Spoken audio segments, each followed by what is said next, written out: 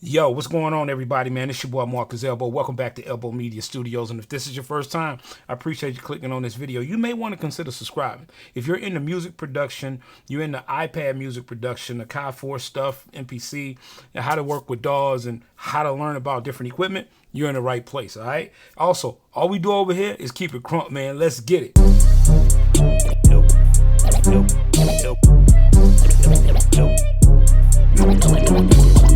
Elbow Media Studio. Today we're going to be looking at what the difference is between an audio interface and an audio interface mixer and just a mixer in general. As you can see, I got a few things on my desk here, and we're going to talk about, really if you're in the market for an audio interface, what are you really trying to do? What are you looking to do? And let's just kind of go over that real quick.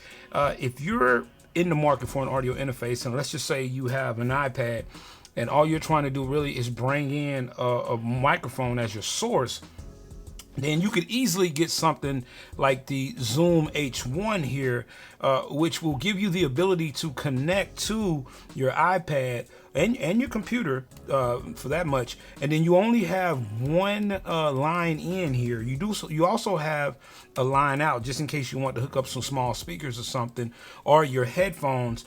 You can use this to hook up to your computer or to your iPad. It's just very, very limited. It doesn't cost a lot of money, and but yeah, you can get it done real quick. Very small. You can take anywhere with you. Put it inside of a bag, and get that done.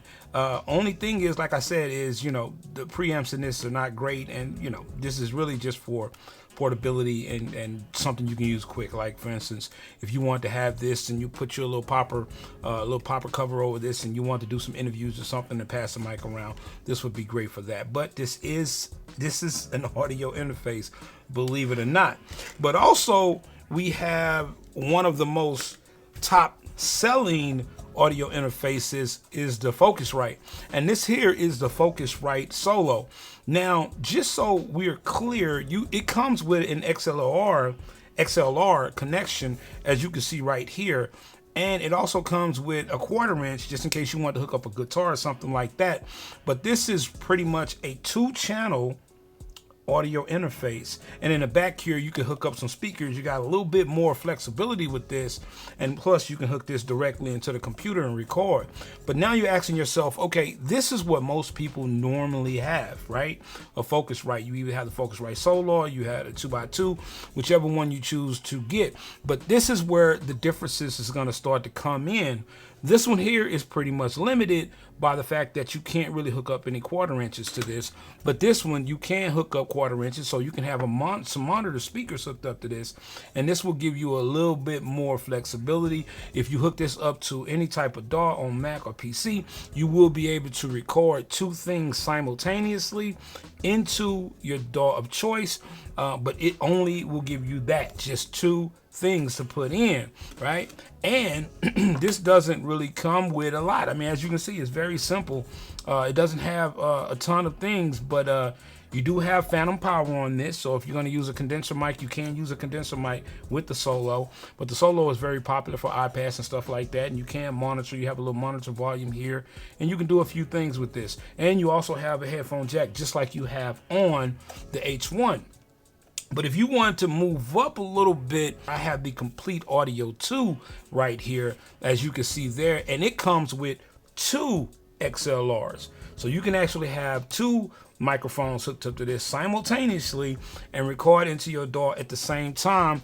But you do have the option for the 2 XLRs, and you have 2 1/4 inches that sub for that as well right here. And it comes with, just a little bit more going on. You can actually do some mixing between your host, which would be if you have audio coming from your computer, you can do that. And you have a big gain here, which you had that on the Focusrite as well, but you have your gain here, and then you also have some LED lights here at the top that will give you an indicator of how much signal you're bringing in, and if you're peaking or out. Now the Focusrite does do that, but it has like a little ring around the gain that lights up when you're starting to peak, and you can't really see that great. But this here adds that extra element of mixability when you're bringing in your source of choice, whether it be a guitar, maybe an iPad or whatever. Yeah, you can do that, and it has this big cool dial on it. Okay, so those are some of the most popular audio interfaces that you can use. Now, you're asking yourself, okay, so I'm clear with that. I understand that, right? But how does a mixer come into play if you want to use a mixer? Now, think about what we've been talking about since we started this video with these three little devices. We've been talking about really how limited you are as far as how many things that you can bring in at one time, okay? Now, what's gonna happen here, and I need you to listen closely. Right here, we have our Yamaha MG10X XU, right? So this is an audio interface mixer, okay? And what you can do with this is now you have a lot more inputs that you can actually bring into play. So let's just say you had a podcast, or you had a drummer and you wanted to bring in some additional inputs. You can bring in 4 additional inputs here. Also, you can bring in another 2 inputs here, which will give you 6 right here. And it gives you a little bit more to work with, because now you have a compressor on 1 and 2, and you have your gains, and then now you have the ability to add some EQ to that channel. You gotta remember, you didn't have none of that on the Focusrite and on the Complete Audio 2. Now, since you're using a mixer, you actually have some additional things you could do to manipulate that signal to make it a little bit more cleaner. Now, the only problem with this is just the same as the Focusrite and the actual Complete, because you can only really send 2 channels. So even though you have more inputs and you're thinking, okay, now I have more inputs, I should be able to bring all of those inputs into my DAW, that's not the way the Yamaha works. The Yamaha is a mixer. It will interface with your DAW, but it only brings in stereo, as you can see here, out to your DAW. So that's what's really cool about having a mixer like this, because let's just say again, if you were doing a podcast and you wanted to have 4 mics coming in, and you had your people you're interviewing or just your podcast members, you wanted to be able to change the different ways that they sound, you have a lot more control here. Also, on this mixer, you have effects as well that you can add before sending it in to your favorite DAW. You can also have all that mixed already in, but remember, you're still only going to be able to record 2 channels because it's a stereo mix.